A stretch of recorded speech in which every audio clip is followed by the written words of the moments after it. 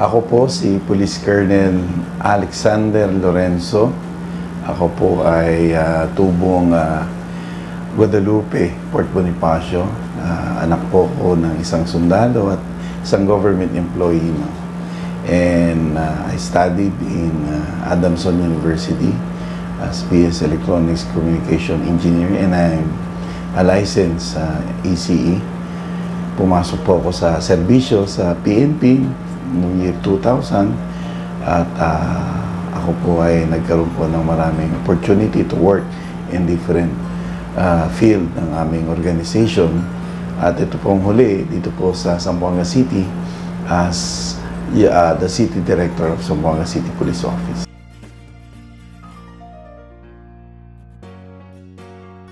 Hindi naman pinili, no? Dahil noong ako po ay naging engineer, ang father ko pinipilit na akong pumasok sa serbisyo, sa pagpupulis particularly. Ang sabi ko sa kanya, yan ang huling-huling gagawin ko sa buhay. Pero dumating yung pagkakataon na parang hindi rin ako masaya sa trabaho. No? I even teach also in one of the universities sa Manila. Mahirap din ang trabaho. Kaya nakita ko, dahil government employee mga parents ko, nakita ko maganda ang kanilang career. So, nagano na rin ako. Nagpunta ako sa father ko dahil siya military. Ang aking first option nga is army. Pero ayaw ng father ko kasi army siya. Alam niya mahirap. So, napunta po tayo sa police. And nakita ko rin yung kukontribute ko sa police organization. Nakita ko yung effort na parang nababagay din sa gusto kong gawin ay naririto rin sa organization. Kaya siguro umabot din ako ganito katagal para mag-serve as a police officer sa PNP.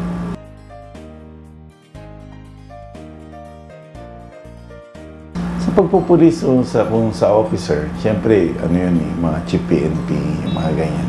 Pero sa amin, maging general lang is enough, no? Actually, napakahirap na po ng, ngayon, ng promotion, ng mga positions, kasi napakarami na rin po ng, mga officers.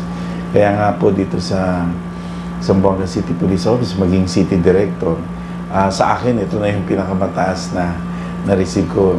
Lagi ko ang sinasabi, pwede na ako mag-retire kasi bilang sa akin na sa sitwasyon ko, sa estado ko, no, ito mahirap na kunin at ako yung first lateral entrant na nakapasok sa City Police.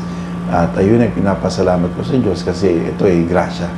Hindi ito effort lang sa akin, kundi binigay talaga kasi ang City Police ng Zamboanga, hindi ko yan na-applyan pero dumating po yung pagkakataon na ako po yung nailagay.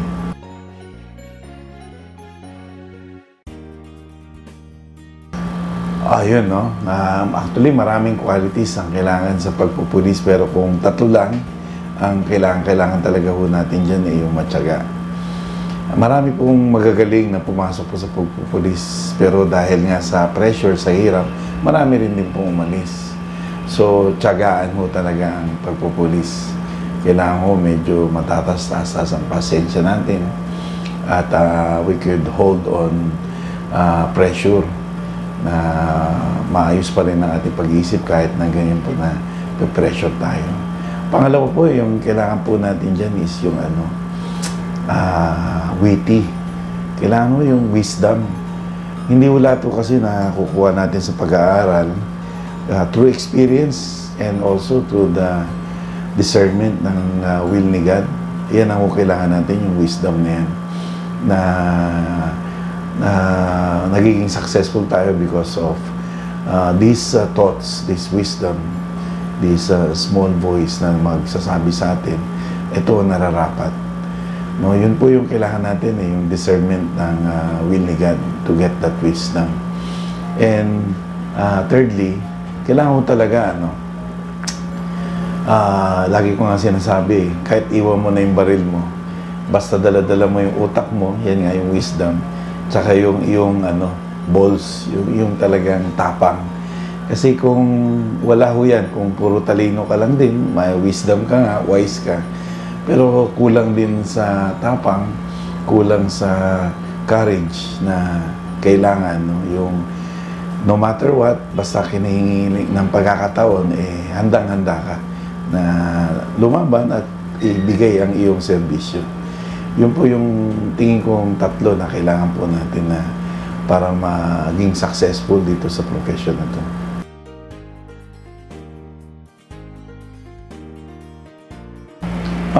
Sa pagiging pulis, talagang ang challenge yan is the perception of the public.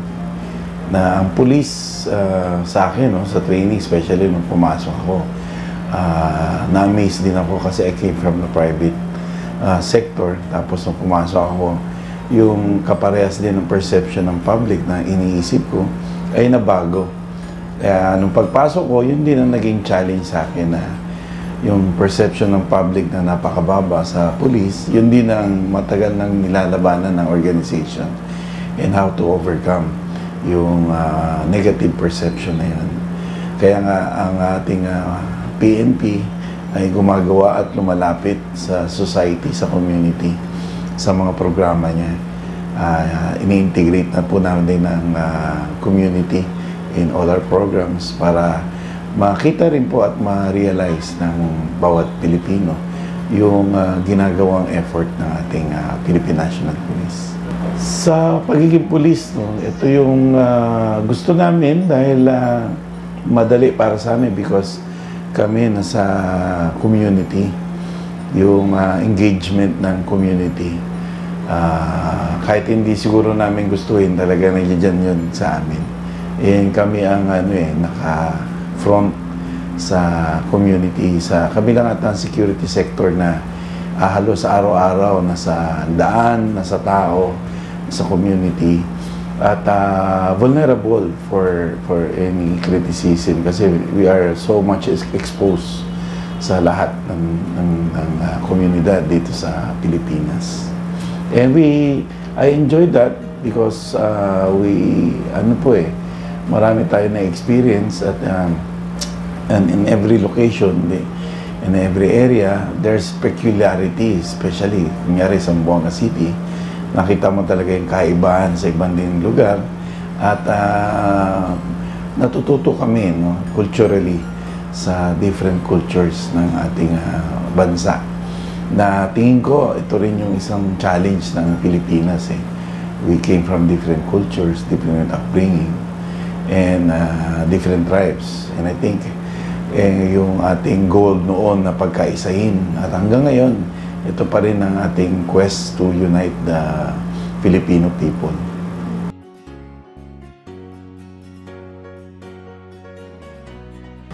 Imbalance ang pagpupulis. Kung gusto nyo talaga ng perfect family time, perfect wag mo kayong pulis. Masisira lang ho talaga. Kaya nga ako nagpapasalamat sa asawa ko kasi naintindihan niya yung sitwasyon ko, pero hindi niya kagad naintindihan yung proseso. No? Maraming matagal na proseso at it costs a lot of pain. No? Even the family, the marriage will be at risk sa ganitong profesyon. Kaya kung balance, mahirap, hindi siya ideal for that. No? Marami na nakikita natin sa pagpupulis na marami pong mga kapulisan natin na sisira ang pamilya, nagkakaroon po ng problema dahil na rin doon sa trabaho, sa pressure, sa dami ng ginagawa. Yun nga po, yun pong natin. Kaya kung sa akin, sa Asper experience, I see to it na meron quality time, konti, pero dapat quality. Kahit 1 hour a week, okay na yan basta quality and importance din sa mga pamilya natin, family members, especially sa spouse natin at mga anak. So dapat meron tayong binibigay na importansya. Kung hindi man natin mabalanse, hindi nila makakalimutan. So isa ring bagay yung nakakatulong sa ini-include din namin sila sa mga activities ng kapulisan. For example, merong Christmas party, may gathering, merong occasion, o yung kagaya ng aking turnover, yung farewell. So nakikita din nila, and isa yan sila rin nila pinapasalamatan natin every time na nagkakaroon ng pagkakataon na makapagsalita at magbigay ng pugay sa pamilya. Siguro yun, sa akin, yun yung what make us intact, no, until now, kahit na nagkukulang tayo sa pamilya.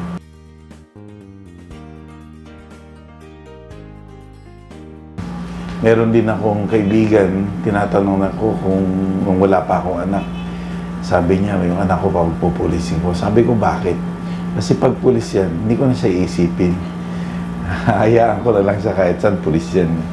Sa akin din, lalo kung lalaki, yung anak kong lalaki, kung magpupulis, sa akin din, papayagan ko, even encourage, yung unang default ko is sa pagpupulis. Una, it's a noble profession. Napaka-challenging at hindi mo mamamalayan ang oras, ang panahon. Yung pala patapos na rin, no? Matagal na rin. At namumold yung tao as a person, yung personality niya. Napakaganda siyang profession sa isang tao. Kahit mag-retire ka na, you will bring those attributes na nakuha natin sa pagpupulis sa community.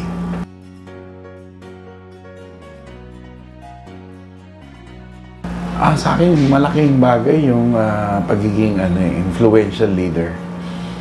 Yang marami kasi noon sa training, yung mga different kinds of leaders. Pero nagkaroon ng impact sa akin yung magiging influential. Yung kahit na hindi ka nag-uutos, ay nangyayari yung gusto mo because people love to do it. And people know you intend to have this job done, no? So, kumbaga, parang alam na nila yan because of influence. Yung power of influencing, yun yung na-mold sa akin ngayon na, lalo na naging city director ako, is kailangan natin talaga, we empower our men, especially our subordinates, para magkaroon sila ng capability at lumabas ang best nila. So, in these influential efforts, lumalabas yung best nila, no? Kahit na yung hindi ko plano o yung gusto kong proseso, kung sila gagawa dahil maganda, napapaganda, mas lalo pang I get surprised nga after the result because of this type of leadership. Nakita ko na naging effective at nandoon yung passion. Ang tao excited pumasok, masaya, ang dami nagagawa, ang dami niya na-accomplish. At nagkakaroon siya ng sense of authority sa kanyang ginagawa and also responsibility and accountability.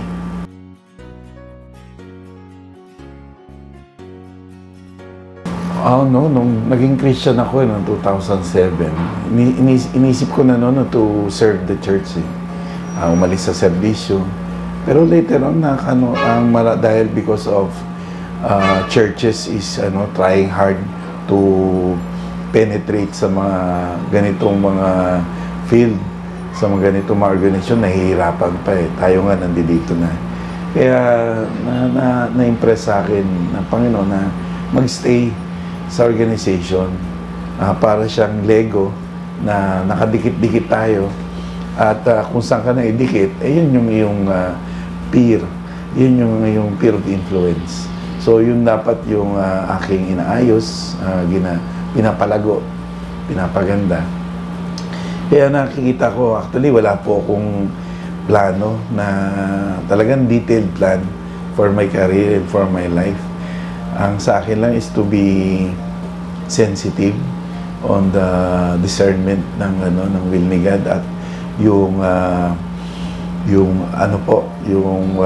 wisdom kung saan ko po pwede mas mag-glorify ang Panginoon na gawain, no? Maaring hindi yan sa loob ng simbahan, sa labas o sa organization.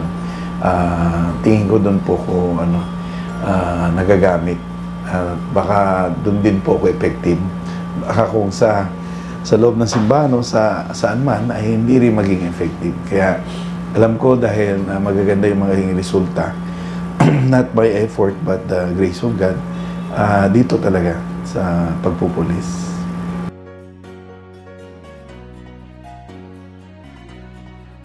Yung success noon ay been in the church for quite some time and a lot of preaching and seminars na kuha ko. One of the pastor na nagsabi po niyan is, yung success, para daw perfume yan, pabango. So, amuin lang ho daw natin yan. Amuin lang, enjoy yung amoy niya, yung aroma niya, but never drink it. Never put it into your system because it will kill you. So, yung recognition, mga praises, everything, success, dapat yan hindi pumasok sa isip. Although magandang motivation siya, yun, pwedeng amuin, pwede siyang enjoyin for pero still, mas maganda pa rin na hindi siya maging makasira o maging negative. At later on, baka maging failure later on sa career.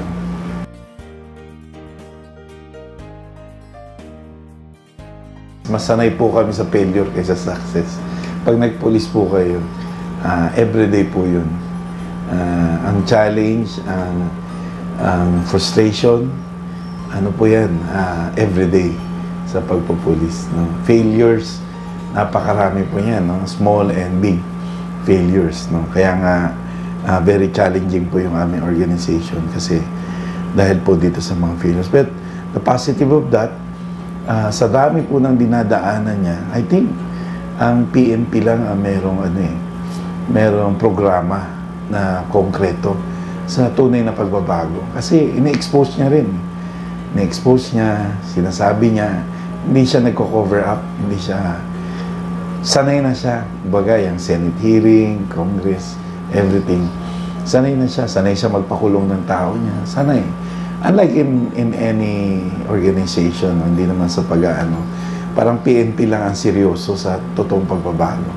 We have no cover-ups, we expose everything. What you see, what you get. So, itong mga failures po namin, ito rin po yung dami ng aming learnings. And tingin ko, patibay ng patibay yung organization because of this.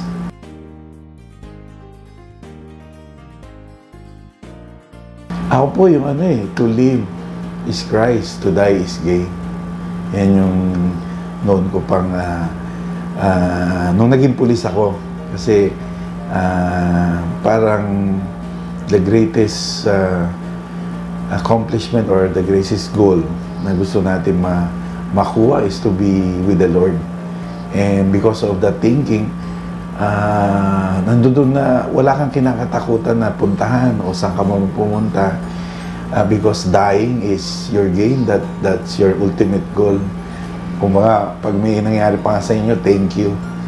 And living is Christ. No? As long as we live, hindi pa naman tayo kinukuha. Dito tayo. Hindi tayo perfecto. Totoo po yan, hindi rin tayo si Kristo. But because of the works of Christ, we are blessed na gumawa rin ng kagaya ng ginagawa ni Kristo. No? The righteousness of God will tend us to do good things and great things sa power and sa might niya. Not in our might, not in our power, but His greatness and goodness will bring us to higher heights ng ating buhay.